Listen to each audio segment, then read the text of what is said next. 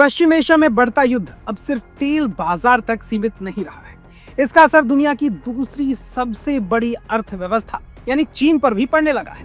New York times की report के मुताबिक इस संघर्ष ने चीन के तेल व्यापार और अरबों डॉलर के निवेश को खतरे में डाल दिया है। सवाल यह है कि आखिर मिडिल ईस्ट चीन के लिए इतना अहम क्यों है और अगर यह जंग लंबी चली तो चीन की अर्थव्यवस्था को कितना नुकसान हो सकता है।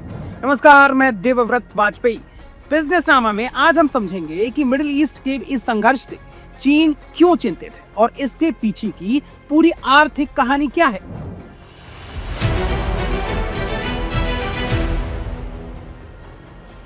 न्यूयॉर्क टाइम्स की रिपोर्ट के अनुसार चीन की ऊर्जा सुरक्षा का बड़ा हिस्सा मध्य पूर्व पर निर्भर है। चीन अपने समुद्री रास्ते से आने वाले कच्चे तेल का आधे से ज्यादा हिस्सा इसी क्षेत्र से खरीदता है। इनमें ईरान भी एक बड़ा सप्लायर रहा है। पिछले कुछ सालों में चीन ने ईरान से सस्ता तेल खरीदा, जिससे उसे ऊर्जा पर कम खर्च करना पड़ा। लेकिन अब अमेरिका और इजराइल के हमलों के बाद अगर ईरान की सप्लाई प्रभावित होती है तो चीन को दूसरे देशों से तेल खरीदना पड़ेगा, जो कहीं ज्यादा महंगा हो सकता है। रिपोर्ट के मुताबिक इस संघर्ष का सबसे बड़ा असर स्ट्रेट ऑफ हॉर्मुज पर पड़ा है। यह समुद्री रास्ता दुनिया के सबसे अहम ऊर्जा मार्ग में से एक है। इसी रास्ते से तेल और गैस के साथ साथ कंटेनर जहाज के जरिए दुनिया भर में सामान भी भेजा जाता है। लेकिन अब ईरान की धमकियों और हमलों के कारण यहाँ जहाजों की आवाजाही पर असर पड़ रहा है और वे रुक गए हैं। इससे न सिर्फ तेल बल्कि चीन के सामान की सप्लाई भी प्रभावित हो सकती है। न्यूयॉर्क टाइम्स की रिपोर्ट बताती है कि हाल के सालों में मध्य पूर्व चीन के लिए सबसे बढ़ता हुआ बाजार बन गया है। अमेरिका के साथ व्यापारिक तनाव बढ़ने के बीच चीन ने इस क्षेत्र पर ज्यादा ध्यान देना शुरू किया है। यूएई चीन के कारों के लिए सबसे तेजी से बढ़ने वाला बाजार बन गया है। वहीं सऊदी अरब और उसके पड़ोसी देशों में चीनी स्टील की मांग भी दोगुनी हो चुकी है। 2025 में चीन का मध्य पूर्व को निर्यात दुनिया के बाकी हिस्सों की तुलना में लगभग दोगुना गति से बढ़ा है। न्यूयॉर्क टाइम्स की रिपोर्ट बताती है कि चीन ने पिछले कुछ सालों में इस क्षेत्र में भारी निवेश किया है। विश्लेषकों के अनुसार 2019 से 2024 के बीच चीन ने मध्य पूर्व में करीब 89 अरब डॉलर का निवेश किया है। चीनी कंपनियों ने यहाँ बंदरगाह, बिजली परियोजनाएं, तेल रिफाइनरी और गैस टर्मिनल जैसे बड़े प्रोजेक्ट बनाए।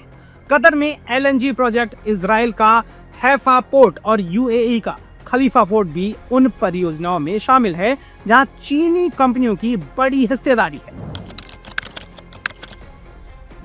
सिर्फ ऊर्जा और बुनियादी ढांचे ही नहीं, चीन की टेक कंपनियां भी इस क्षेत्र में तेजी से पैर पसार रही हैं। न्यूयॉर्क टाइम्स की रिपोर्ट के मुताबिक हुआवी, अलीबाबा और टेंसेंट जैसी कंपनियों ने दुबई में अपने दफ्तर बनाए हैं। वहां शाओमी, ऑनर और ट्रांजिशन जैसी चीनी स्मार्टफोन ब्रांड भी इस क्षेत्र में तेजी से बाजार हिस्सेदारी बढ़ा रहे हैं। लेकिन अब युद्ध का असर कंपनियों पर भी दिखने लगा है। रिपोर्ट बताती है कि कई चीनी कंपनियों ने अपने कर्मचारियों को फिलहाल वर्क फ्रॉम होम करने के निर्देश दिए हैं। चीनी टेक कंपनी बाइडू ने यूएई में अपनी रोबोटिक्स सेवा रोक दी है। वहीं कुछ डिजिटल प्लेटफॉर्म्स ने भी अपनी सेवाएं सीमित करने का संकेत दिया है।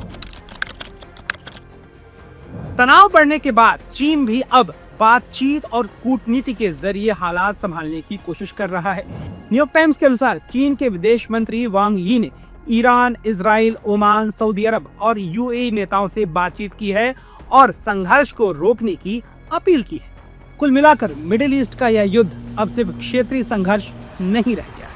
न्यूयॉर्क टाइम्स की रिपोर्ट बताती है कि इसका असर तेल व्यापार, निवेश और वैश्विक सप्लाई चेन तक फैल सकता है।